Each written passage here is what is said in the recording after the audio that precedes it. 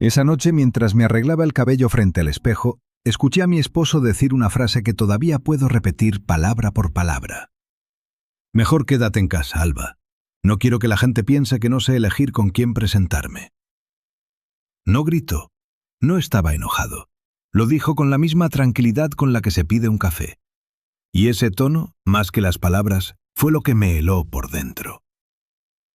Antes de seguir, quiero saludar a quienes nos están escuchando desde distintos lugares.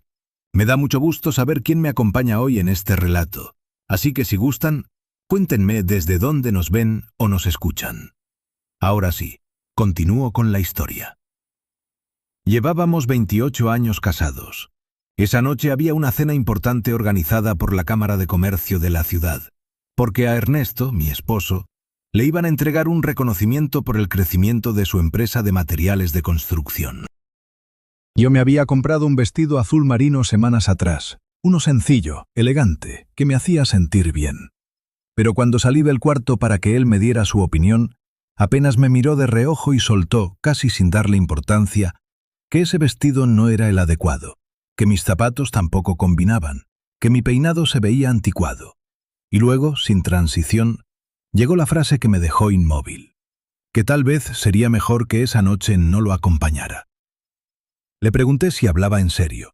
Me dijo que sí, que no quería pasar vergüenzas frente a los socios, frente a la gente importante que iba a estar ahí, que yo nunca había sabido vestir para las ocasiones que él necesitaba. Me quedé parada en medio de la habitación, con el vestido puesto, sintiendo que algo se rompía adentro de mí, algo que llevaba mucho tiempo agrietándose sin que yo quisiera admitirlo.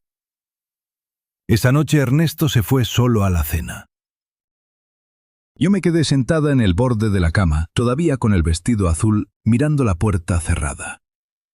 No lloré enseguida. Me quedé quieta, pensando, tratando de entender cómo habíamos llegado a ese punto. Porque una cosa era segura. Aquello no se trataba de un vestido. Escuché el motor del coche alejarse por la calle y el silencio que quedó después se sintió más pesado que cualquier grito. Me levanté, me miré en el espejo del closet, todavía con el peinado a medio hacer, y por primera vez en mucho tiempo me pregunté, en voz alta, ¿quién era esa mujer que me devolvía la mirada? No supe responderme de inmediato. Me quité los zapatos, me senté en el suelo del cuarto y dejé que las lágrimas salieran.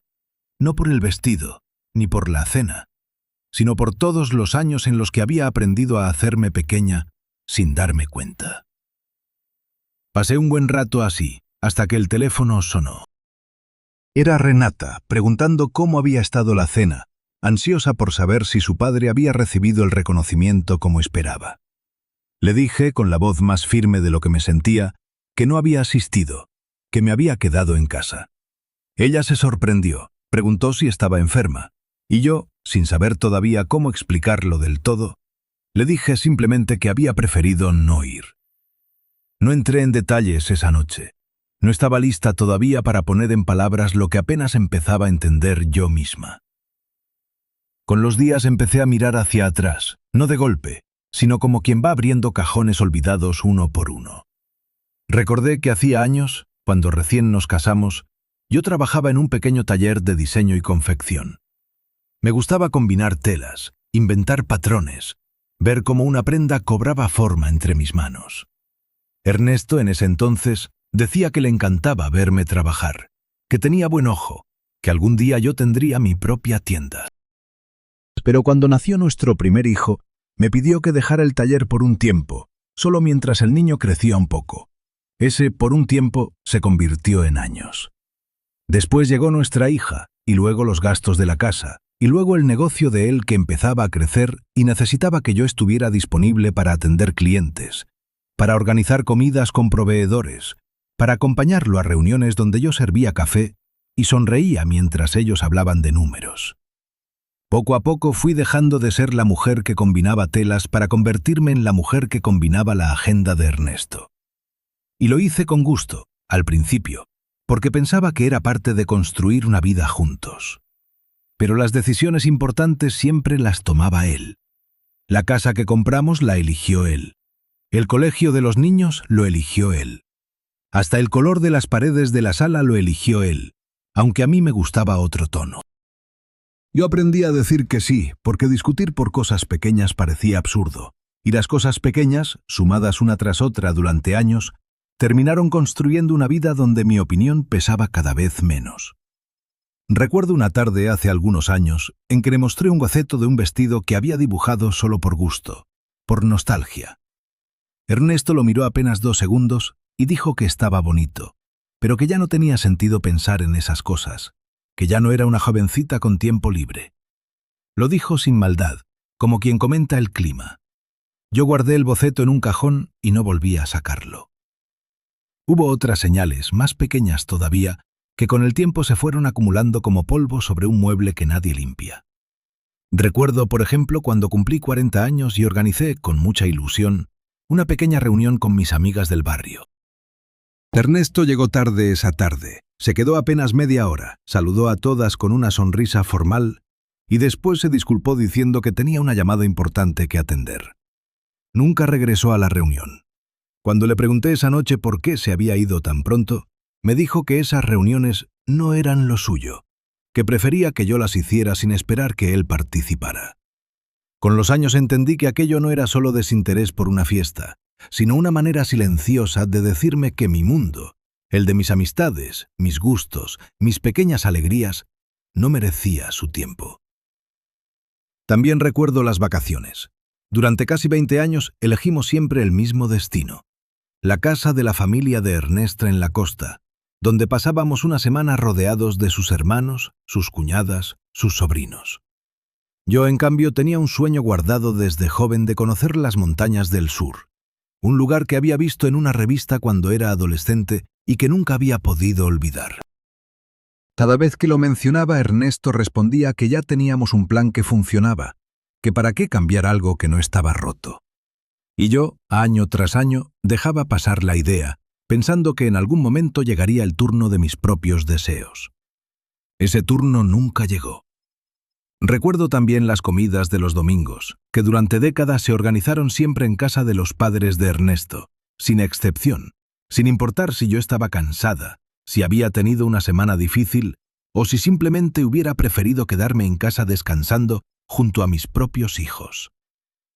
Mi suegra, una mujer de carácter fuerte, tenía la costumbre de comentar con una sonrisa que no siempre era amable cómo debía sazonar tal platillo, cómo debía peinar a Renata para las fotografías familiares, cómo debía vestirme para las ocasiones importantes.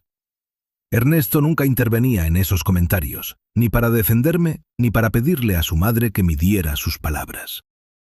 Simplemente se quedaba callado, como si aquello no tuviera nada que ver con él, como si yo debiera resolver sola la incomodidad de sentirme constantemente evaluada. Con los años até cabos que antes no quería atar. Entendí que cada vez que yo proponía algo distinto, un restaurante nuevo, una película que quería ver, un plan de fin de semana diferente a la rutina, Ernesto encontraba la manera de convencerme, con argumentos razonables en apariencia, de que lo mejor era seguir con lo conocido. Nunca hubo gritos ni imposiciones evidentes. Todo se disolvía en conversaciones tranquilas que al final siempre terminaban con la misma conclusión, la que él prefería desde el principio. Yo salía de esas conversaciones pensando que había llegado a esa decisión por mí misma, sin darme cuenta de que en realidad había sido guiada hacia ella con mucha habilidad. Otro recuerdo que se quedó grabado con fuerza fue el día en que decidí, después de mucho pensarlo, inscribirme en un curso corto de corte y confección que se dictaba los sábados por la mañana en un centro cultural cercano. Se lo comenté a Ernesto con nerviosismo, casi pidiendo permiso, aunque en el fondo sabía que no debía necesitarlo. Él escuchó, asintió y luego dijo que le parecía bien, siempre y cuando no interfiriera con los compromisos de los sábados, que eran los días en que solíamos visitar a sus padres. El curso duraba solo 8 semanas, 2 horas cada sábado. Aún así, terminé faltando la mitad de las clases porque, según él, sus padres esperaban vernos juntos, y no quería que yo llegara tarde por estar entretenida en otra cosa. Nunca terminé ese curso. La certificación quedó pendiente, como tantas otras cosas. Después de aquella noche de la cena, empecé a notar cosas que antes pasaba por alto. Notaba cómo Ernesto hablaba por mí en las reuniones familiares, decidiendo lo que yo pensaba antes de que yo abriera la boca. Notaba cómo cuando yo daba una opinión distinta a la suya frente a otras personas, él cambiaba de tema con una sonrisa, como quien corrige a un niño que dijo algo fuera de lugar. Notaba que hacía mucho tiempo que no me preguntaba cómo me sentía, sino solo si la comida ya estaba lista o si había recordado pagar tal o cual recibo. Una semana después de la cena, Ernesto llegó a casa una tarde de sábado con una expresión seria. Nuestros hijos ya no vivían con nosotros. Nuestro hijo mayor, Damián, se había mudado a otra ciudad por su trabajo, y nuestra hija, Renata, vivía a 15 minutos de casa con su esposo. Esa tarde estábamos solos en la cocina cuando Ernesto me dijo que quería hablar conmigo de algo serio. Until then, yo pensé que se trataba de dinero, o de algún problema con su empresa, pero no.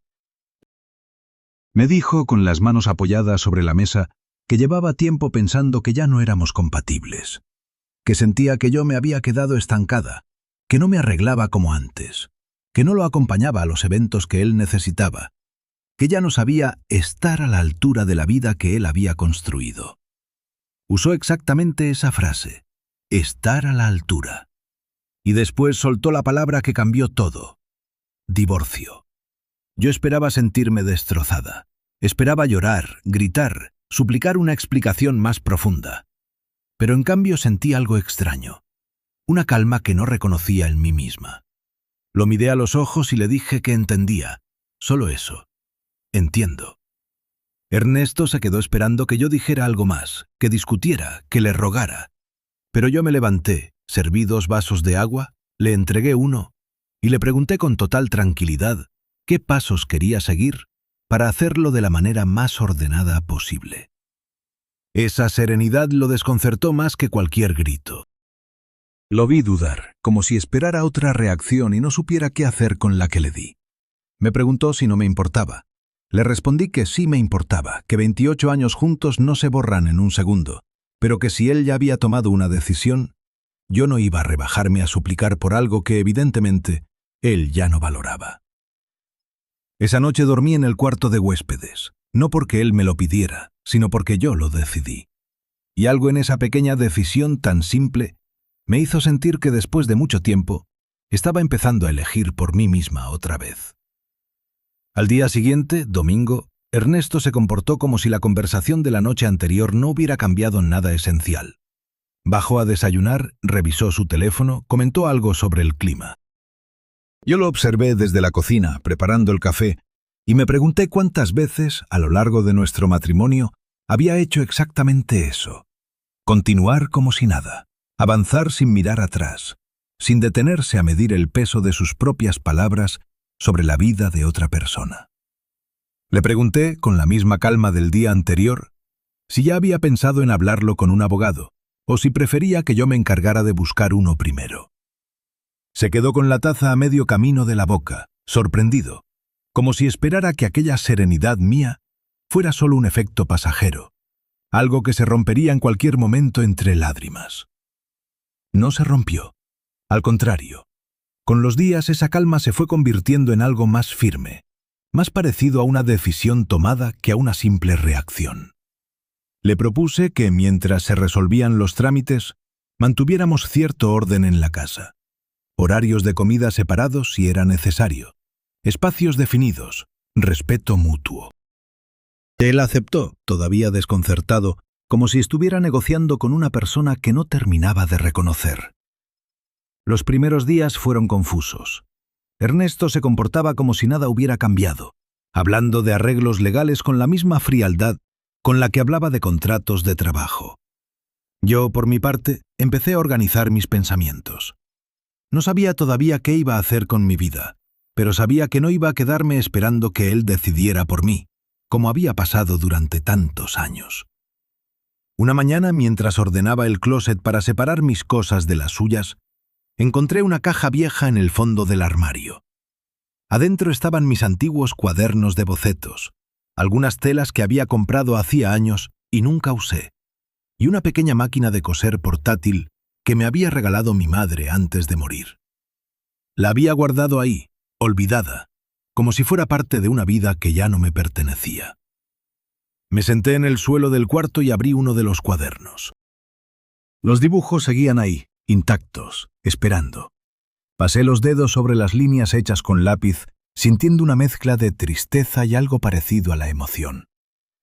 Fue en ese momento, sentada en el suelo con la caja abierta, cuando entendí que recuperar mi vida no iba a ser un proceso dramático ni inmediato, sino una serie de pequeños pasos, uno detrás de otro.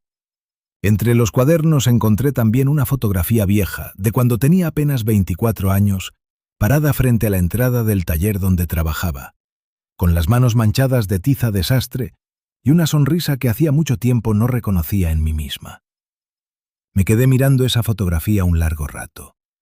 La mujer de la imagen tenía algo que yo había perdido sin darme cuenta, una especie de brillo, de curiosidad por lo que vendría. Guardé la fotografía en la cartera, no como un recuerdo triste, sino como una promesa silenciosa de que iba a volver a encontrar ese brillo.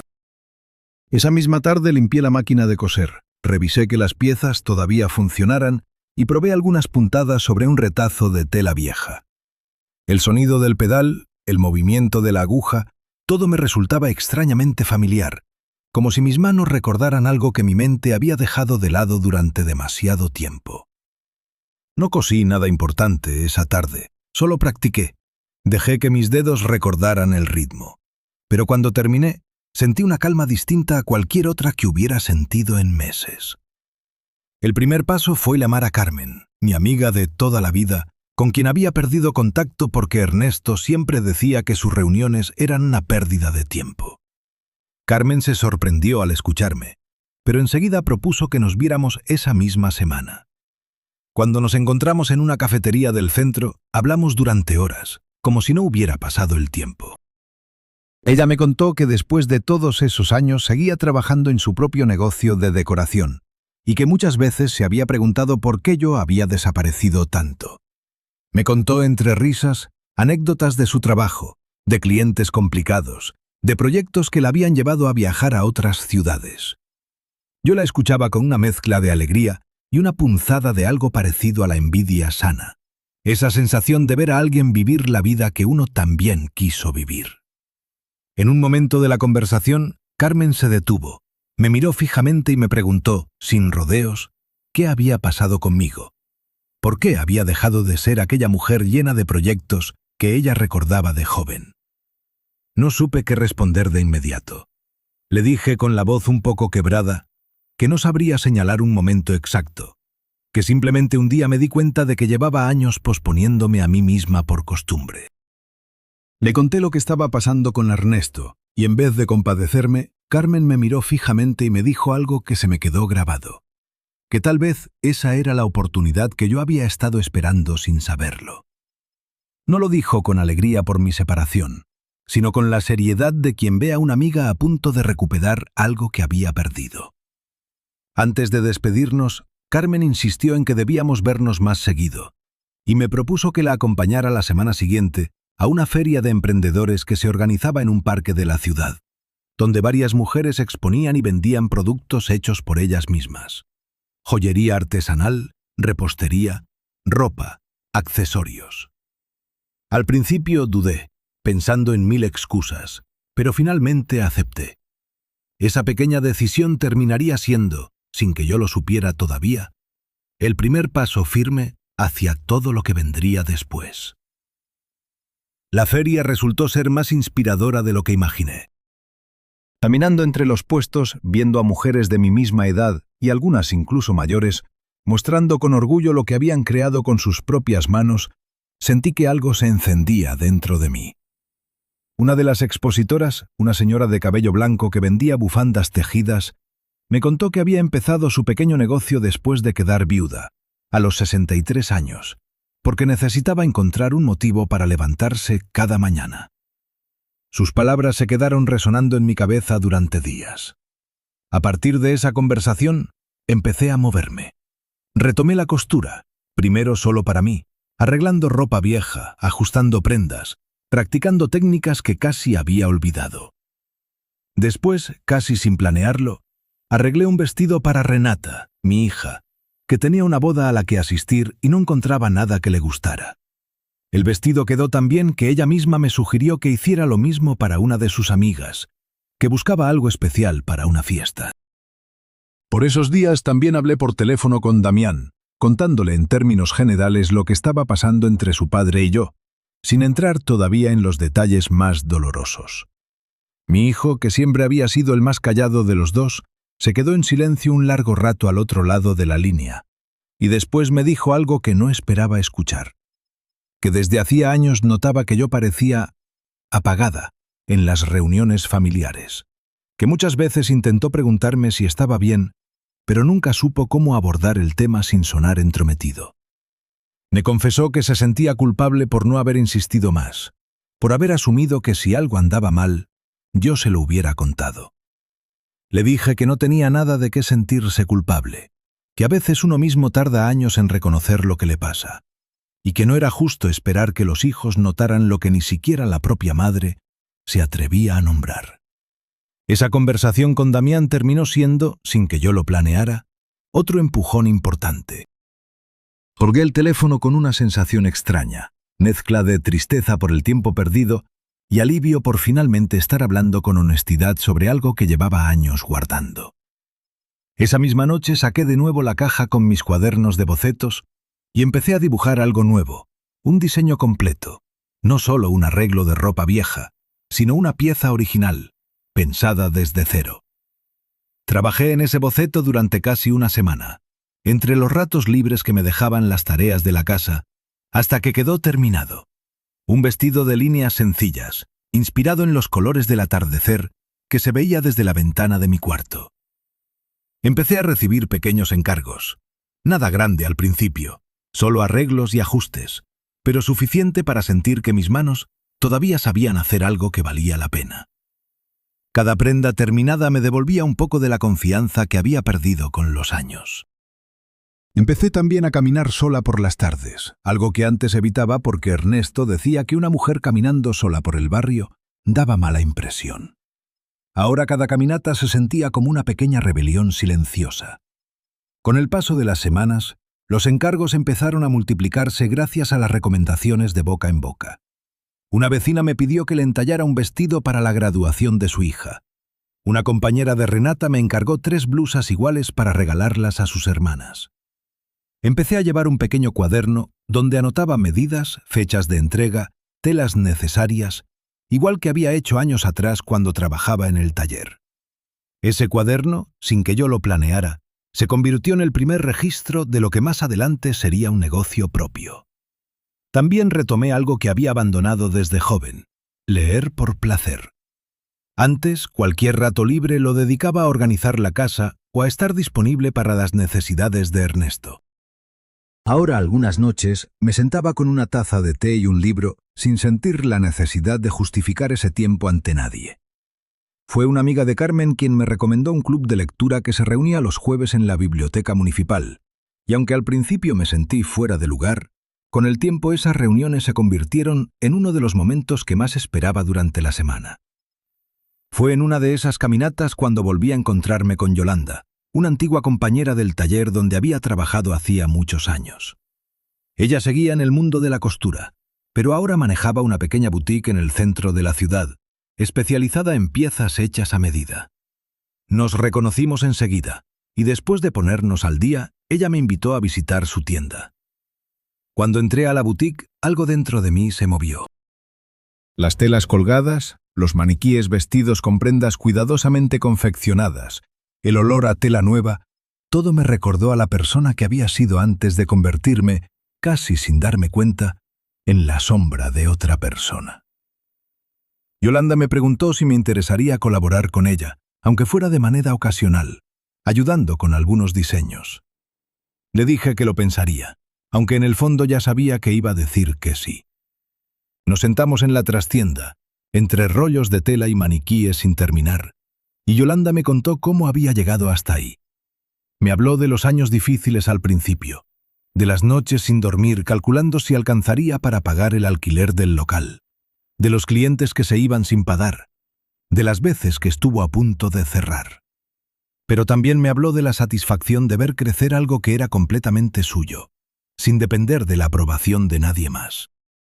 Le pregunté cómo había encontrado el valor para empezar sola, y ella se rió, diciendo que en realidad nunca sintió que tuviera opción, que después de su divorcio, hacía ya 15 años, entendió que si no se movía, nadie más lo iba a hacer por ella.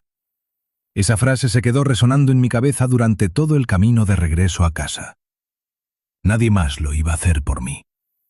Durante años había esperado, sin saberlo, que alguien más notara mi cansancio, que alguien más decidiera que ya era momento de que yo también tuviera espacio para mis propios sueños. Pero ese momento nunca llegaría si yo no lo construía con mis propias manos. Esa noche, antes de dormir, tomé una decisión silenciosa. Iba a llamar a Yolanda al día siguiente para decirle que sí, que quería colaborar con ella, sin condiciones, sin miedo a lo que Ernesto pudiera opinar al respecto. Mientras mi vida empezaba a moverse en una dirección nueva, la de Ernesto seguía atrapada en la misma rutina de siempre, aunque él no parecía notarlo todavía. Seguía yendo a su oficina, seguía organizando reuniones, seguía comportándose como si nada hubiera cambiado en su interior. Pero algo sí estaba cambiando a su alrededor, aunque él tardó un poco más en darse cuenta. Unos días antes de la comida familiar con Damián y Renata, encontré por casualidad, mientras buscaba unos papeles del seguro de la casa en el escritorio de Ernesto, un recibo de una joyería local, fechado apenas 2 semanas atrás, por la compra de un par de aretes de un valor considerable. No recordaba haber recibido ningún regalo de esas características, y la fecha coincidía exactamente con un viaje de trabajo que Ernesto había hecho a la ciudad vecina, un viaje del que había regresado especialmente contento, según recuerdo. Guardé el recibo en mi cartera, sin decir nada todavía, esperando el momento adecuado. Ese mismo fin de semana, mi cuñada Irma, hermana menor de Ernesto, me llamó con un pretexto cualquiera para invitarme a tomar un café.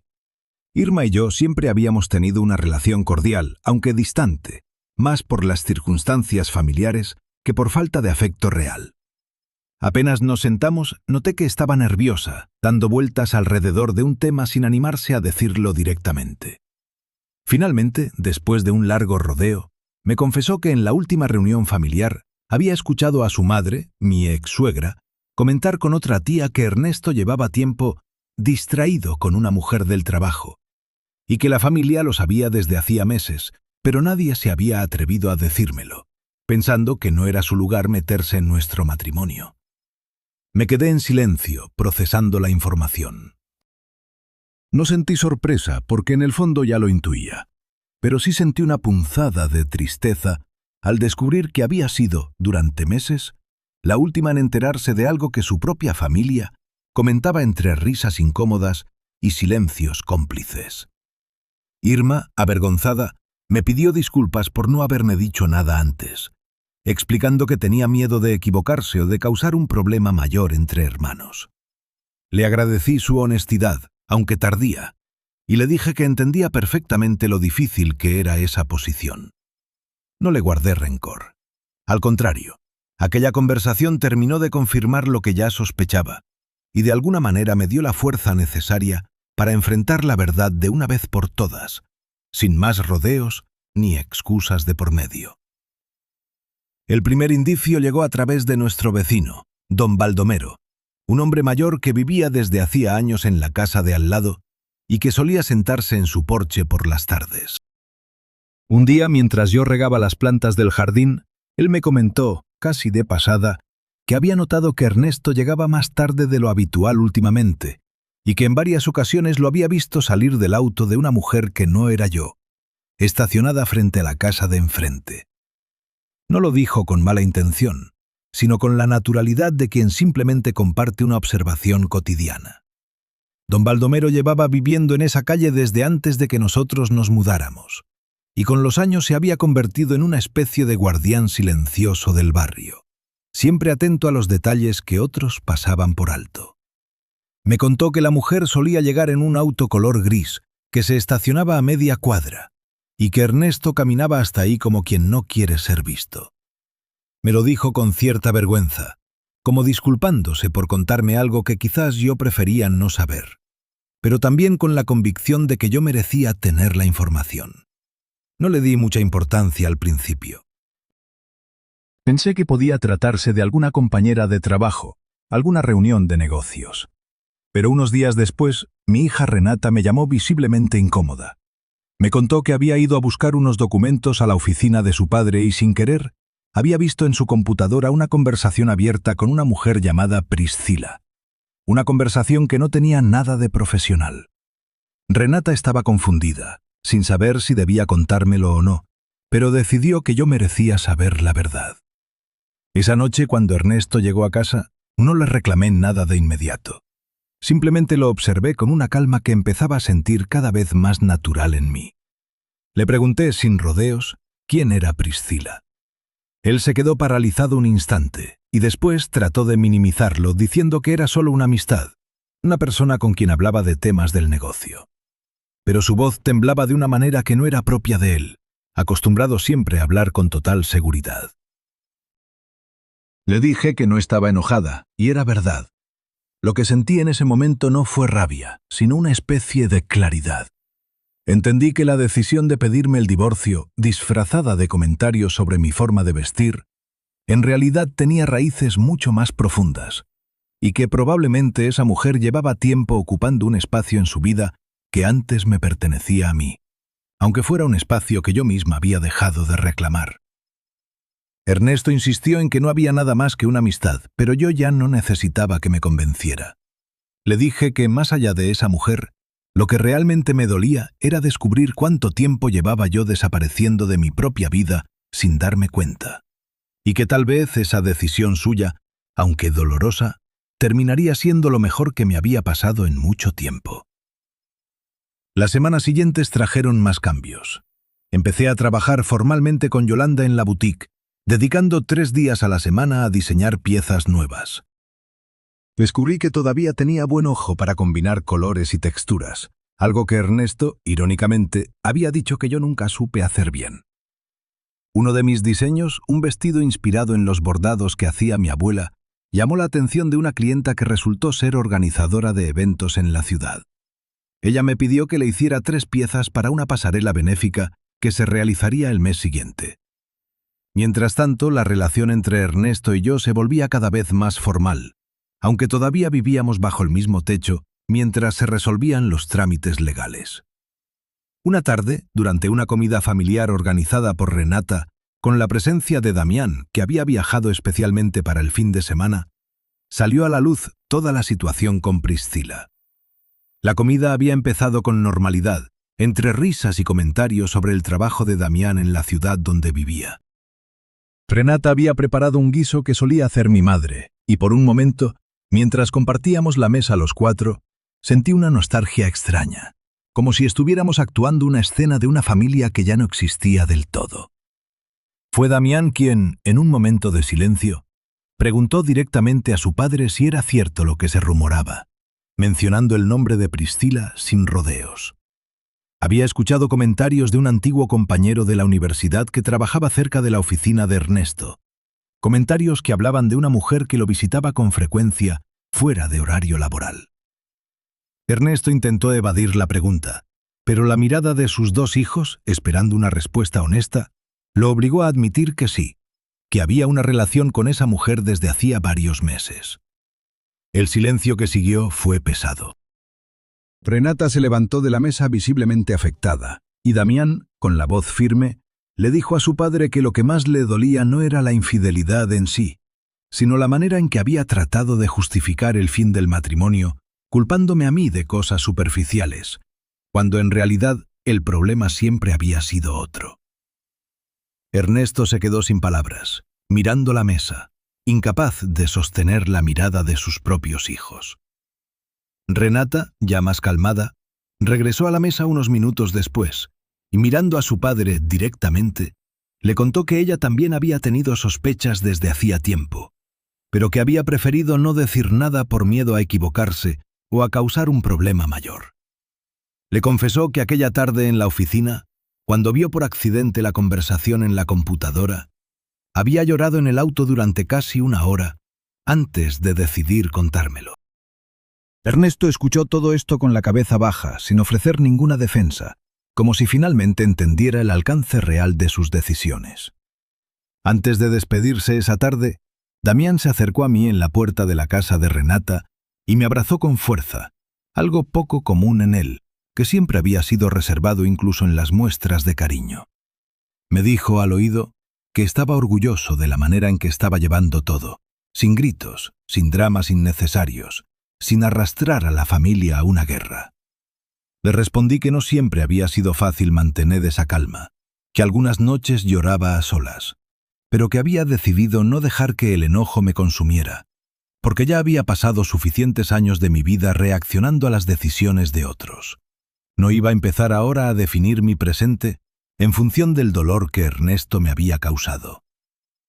Esa noche, ya solos en casa, Ernesto se acercó a mí mientras yo cosía en la sala. Me dijo que quería hablar, que necesitaba explicarme algunas cosas. Le dije que lo escuchaba. Me contó que Priscila había entrado en su vida en un momento donde él sentía que ya no lo admiraban como antes, que en la empresa las cosas se habían vuelto rutinarias, que en casa sentía que yo ya no lo veía como el hombre exitoso que él creía ser.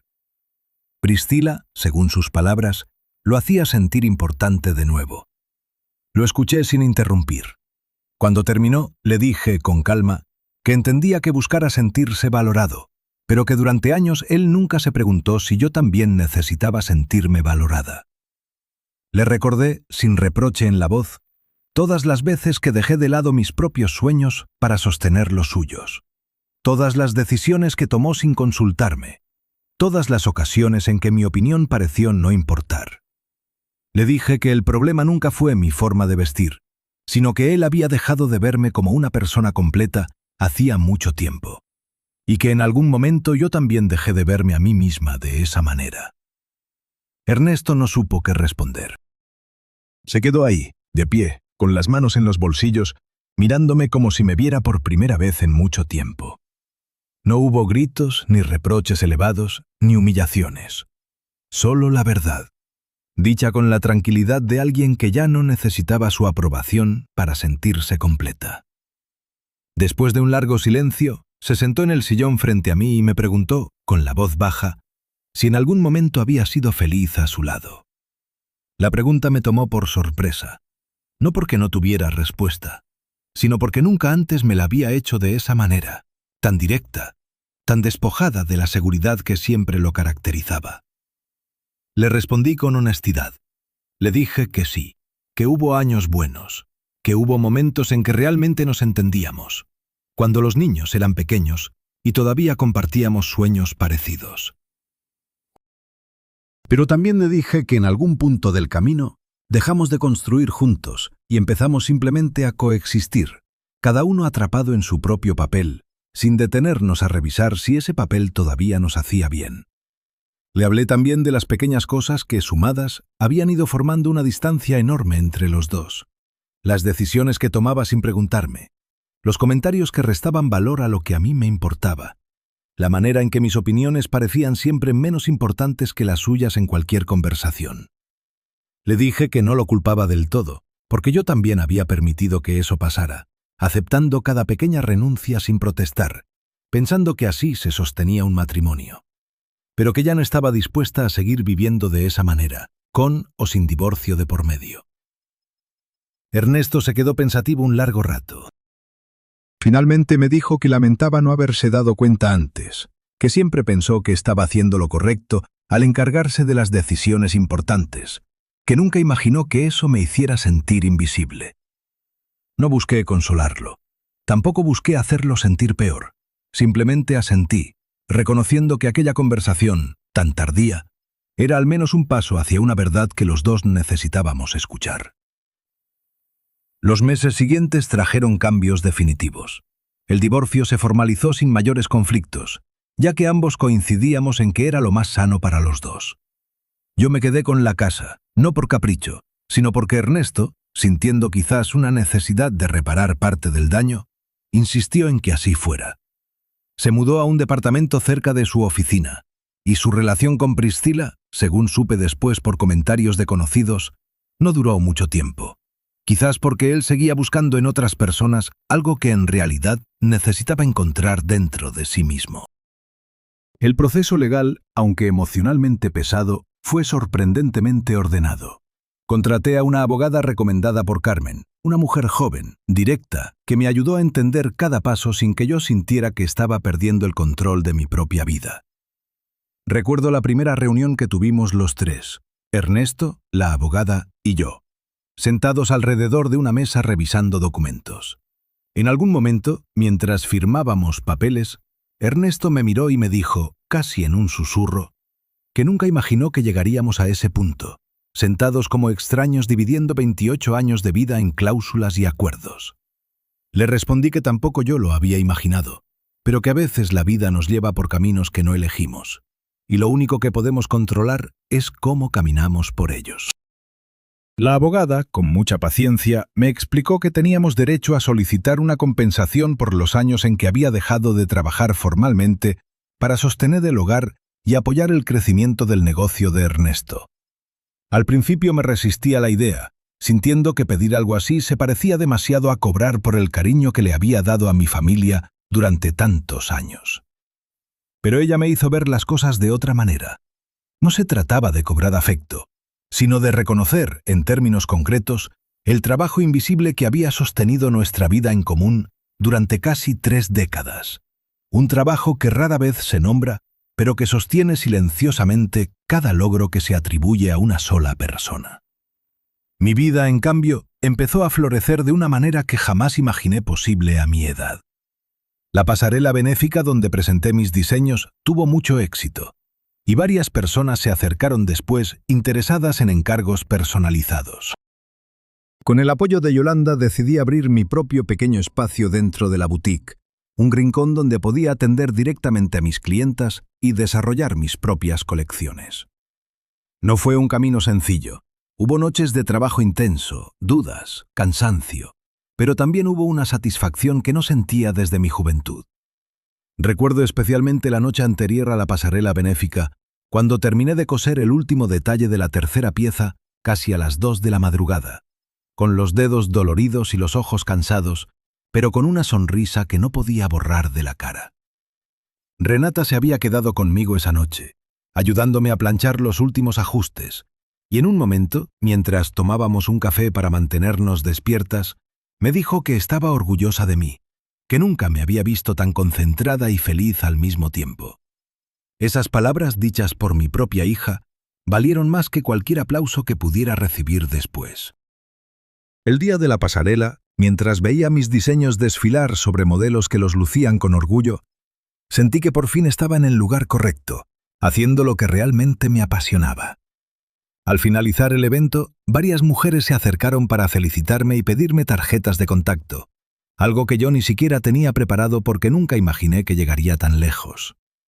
Esa misma semana, Yolanda me ofreció formalmente ser socia de la boutique, no solo una colaboradora ocasional, y aunque la propuesta me asustó al principio, terminé aceptando después de pensarlo con calma durante varios días. Con el tiempo aprendí también aspectos del negocio que jamás había manejado antes, cómo calcular costos, cómo negociar con proveedores de tela, cómo llevar las cuentas de manera ordenada. Renata me ayudó a entender lo básico de las redes sociales, y poco a poco empecé a publicar fotografías de mis diseños, primero con timidez, después con una confianza que crecía cada vez que alguien comentaba algo positivo. Descubrí que existía todo un público interesado en piezas hechas a mano, con historia, distintas a la ropa producida en masa que se veía en cualquier tienda. Renata y Damián se convirtieron en mis principales apoyos durante ese proceso. Renata incluso empezó a ayudarme con la parte de redes sociales, mostrando mis diseños a un público más amplio, y poco a poco mi nombre empezó a sonar entre pequeños círculos de la ciudad como una diseñadora con un estilo propio, cálido, lleno de detalles hechos a mano. Damián, por su parte, aunque vivía lejos, me llamaba cada semana para preguntarme cómo iba todo, y en más de una ocasión me envió contactos de conocidos suyos que buscaban regalos especiales para sus esposas o madres. Recuerdo una llamada en particular, unos meses después del divorcio, en la que me dijo que se sentía aliviado de verme tan distinta, tan viva, comparado con la mujer callada y cansada que recordaba de los últimos años antes de la separación. Me confesó que, aunque quería a su padre, durante mucho tiempo había sentido que algo en nuestra casa no estaba bien, sin poder identificar exactamente qué era, hasta que todo salió a la luz. Con el paso de los meses, la boutique empezó a ganar reconocimiento más allá del círculo cercano de clientas habituales.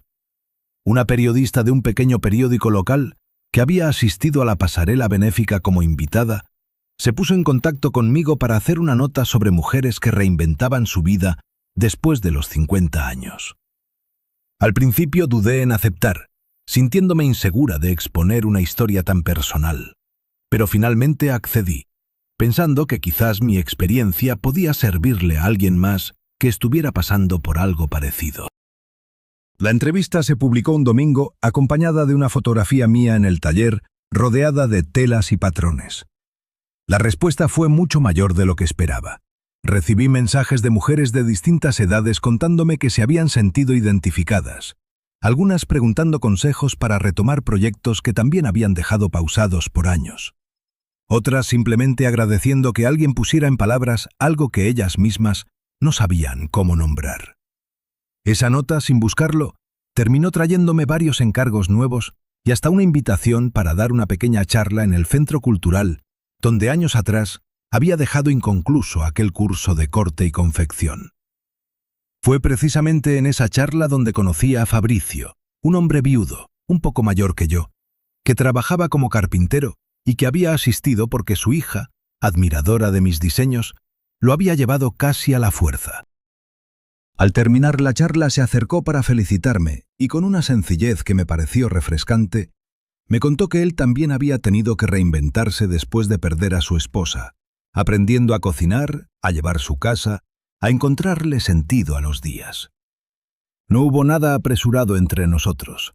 Simplemente empezamos a coincidir en el club de lectura de los jueves, después en algún café, y poco a poco se fue construyendo una amistad tranquila, sin las prisas ni las exigencias que alguna vez asocié con el amor. No sé todavía qué será de esa relación en el futuro, pero por primera vez en mucho tiempo no sentía la necesidad de apurar nada ni de encajar en la idea de nadie más sobre cómo debía vivir mi vida.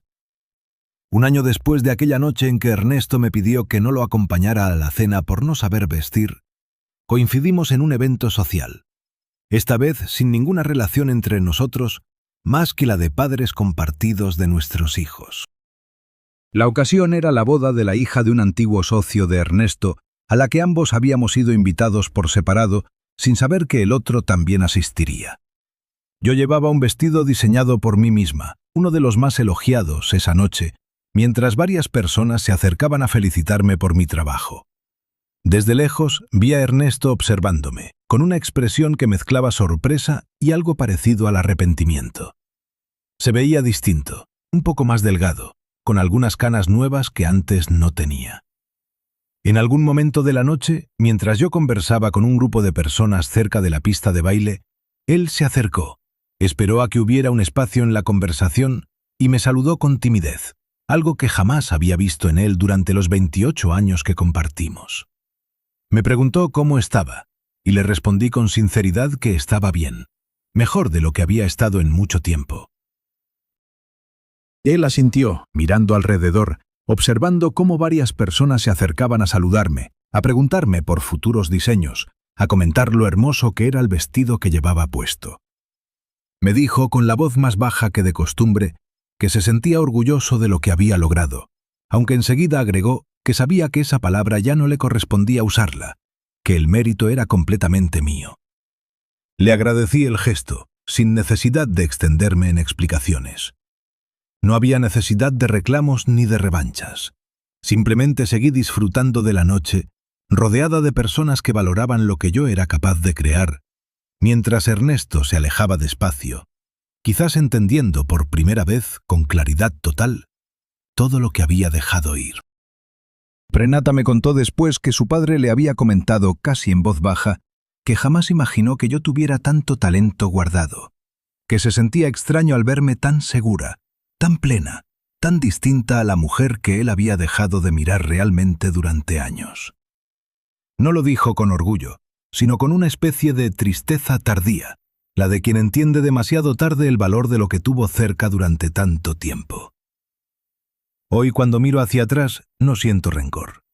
Entiendo que aquella frase sobre no saber vestir fue apenas la punta de un hilo que, al jalarlo, terminó por desenredar toda una vida que yo misma había dejado en pausa durante demasiado tiempo. No necesité humillar a nadie ni demostrar nada para sentirme completa de nuevo. Solo necesité, al fin, volver a elegirme a mí misma. Con el tiempo, Ernesto y yo logramos construir una relación cordial, sostenida principalmente por el cariño que ambos tenemos hacia Renata y Damián, y más adelante hacia los nietos que empezaron a llegar. Nos vemos en cumpleaños, en reuniones familiares importantes, y aunque ya no compartimos la vida cotidiana, hay entre nosotros un respeto distinto al que existía antes. Quizás porque los dos aprendimos, cada uno a su manera, lecciones que llegaron tarde, pero que llegaron. Él, con el paso de los años, se volvió más callado, menos seguro de sí mismo en ciertos temas, como si finalmente hubiera entendido que la seguridad verdadera no se construye opacando a quien tenemos al lado. En una de esas reuniones familiares, ya con el primer nieto en brazos, Ernesto se acercó a mí en la cocina mientras yo preparaba café y me dijo, sin que viniera especialmente a cuento, que si pudiera regresar el tiempo haría muchas cosas distintas, empezando por escuchar más y decidir menos por los dos. No le respondí con grandes palabras. Simplemente asentí y le serví una taza de café, entendiendo que algunas disculpas llegan demasiado tarde para cambiar el pasado, pero a tiempo todavía para dejar una relación en paz. Yo, por mi parte, sigo despertando cada mañana con ganas de llegar a mi taller, de recibir a mis clientas, de descubrir nuevas combinaciones de telas y colores. La boutique creció más de lo que imaginé, y hoy trabajamos con 2 jóvenes aprendices a quienes intento enseñarles no solo la técnica, sino también algo que a mí me costó mucho aprender: que el valor de una persona nunca debería depender de la aprobación de otra, por más años que lleven compartiendo la misma casa. Si algo aprendí de todo esto, es que ninguna relación debería sostenerse sobre el silencio de una sola persona. El respeto no se mide en las palabras bonitas de los buenos momentos, sino en la manera en que se trata a la otra persona cuando nadie más está mirando. Nunca es tarde para recuperar la voz propia, ni para descubrir que todavía queda mucho por vivir, incluso después de los años que uno cree perdidos. A veces lo que parece el final de todo, en realidad es apenas el comienzo de la vida que siempre debimos tener. Gracias por acompañarme hasta el final de este relato. Espero que les haya llegado tanto como a mí me marcó contarlo. Nos vemos en el próximo vídeo, con una nueva historia que sé que también les va a tocar el corazón. Hasta pronto.